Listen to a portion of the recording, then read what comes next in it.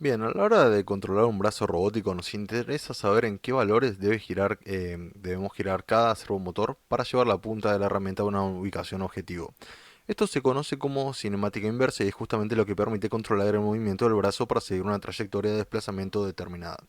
Entonces, en este diagrama observamos las dos articulaciones del servomotor, la punta de la herramienta y los dos brazos, los ángulos, tita 1 y tita 2, que son los que controlamos, la longitud de L1 en el primer brazo, la longitud de L2, las posiciones, la posición de la punta de la herramienta, XP y P, que es el objetivo, y vamos a definir algunas variables más en todo esto.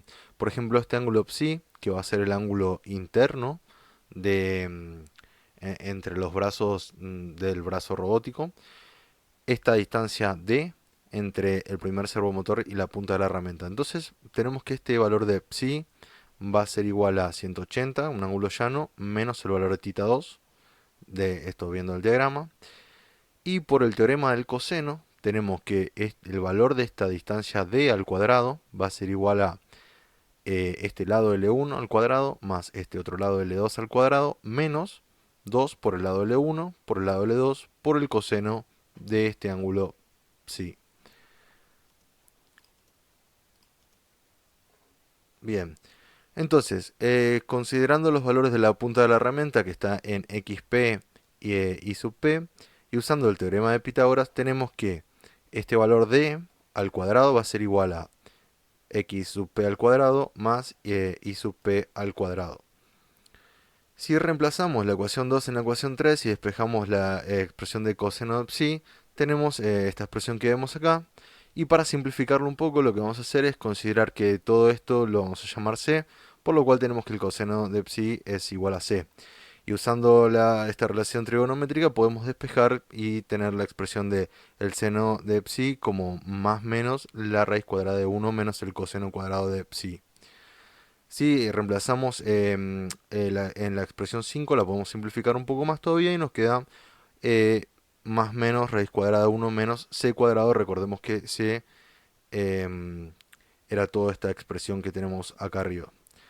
Entonces, usando la definición de la función tangente, tenemos que tangente es igual a seno sobre coseno, por lo tanto, psi va a ser arco tangente de seno sobre coseno. Pero acá tenemos que tener cuidado ya que para valores de x e y la función arcotangente no reconoce la diferencia entre un ángulo del primer cuadrante, como puede ser pi sobre 4, y un ángulo del tercer cuadrante, como puede ser menos 3 cuartos de pi. Entonces, ¿qué es lo que pasa? Si uno le da una posición en x y en y que está en este cuadrante, o le da una posición que está acá, no va a reconocer la diferencia. Eso es bastante problemático para lo que queremos hacer. Por lo tanto, en lugar de arco tangente, lo que vamos a usar es la función atan2, bien, que está disponible en la mayoría de los lenguajes de programación modernos y permite determinar el ángulo real. Además, también sirve para cuando tenemos un ángulo que es de 90 grados. Bien, y bueno, tengan cuidado porque en algunos lenguajes está definida como atan2 de y, x y en otros de x, y, es decir, cambie qué argumento toma primero, así que siempre es conveniente revisar la documentación de la función. Por lo tanto, usando atan2 y reemplazando las expresiones anteriores, tenemos que psi va a ser atan2 de seno de psi, coseno de psi, que estos los habíamos definido como más o menos raíz cuadrada de 1 menos c cuadrado y c. Ahora, reemplazando esta ecuación que sacamos acá en la primera, tenemos que el valor de tita 2, que es uno de los que estamos buscando, es 180 grados menos a tan 2 de más menos raíz cuadrada de 1 menos c cuadrado c. Entonces, ahora volvamos al diagrama. Bien, tenemos unos ángulos que antes no estábamos considerando, como este ángulo ρ y este ángulo gamma. Por lo tanto, tenemos que el valor de tita 1 va a ser igual al valor de gamma menos el valor de ρ, por lo que estamos definiendo en este gráfico. Y podemos definir este valor de gamma tomando el arco tangente, o en este caso atan 2 de el opuesto sobre el adyacente, siendo el adyacente xp, y el opuesto el valor y sub p. Del mismo modo hacemos para ρ. Para ρ es un poquito más complejo, lo que hay que tomar en cuenta es que el adyacente va a ser el valor L1 más este tramo de acá, que es L2 coseno de tita 2. Y el opuesto va a ser L2 seno de tita 2. Bien, que son los argumentos que le pasamos acá en la ecuación 13.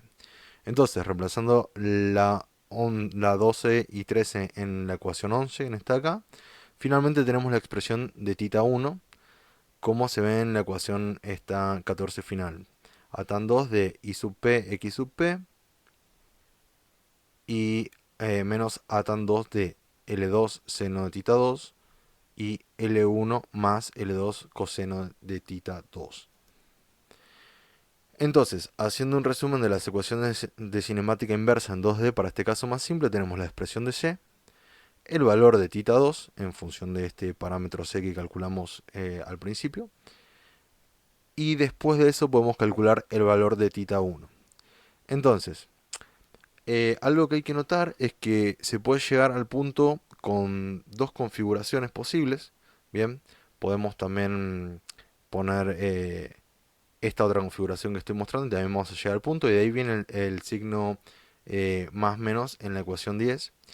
Y el valor de tita 1 no solo depende de la posición xp y sub p, sino también del valor que hayamos elegido para tita 2.